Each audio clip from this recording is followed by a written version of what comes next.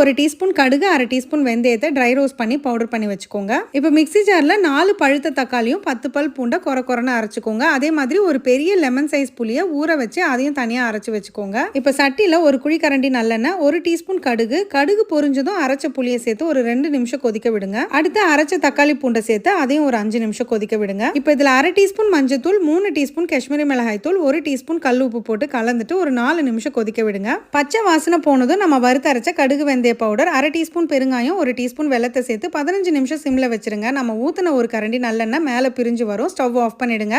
இவ்வளோ நல்லெண்ணையும் ஒரே ஆள் சாப்பிட போறதில்ல. ஸோ இந்த அளவுக்கு ஊத்துனீங்கன்னா தான் கெட்டு போகாம இருக்கும். இல்லை நான் குறைச்சி பண்ணா சூப்பர், ரொம்ப நல்லது. அப்படியே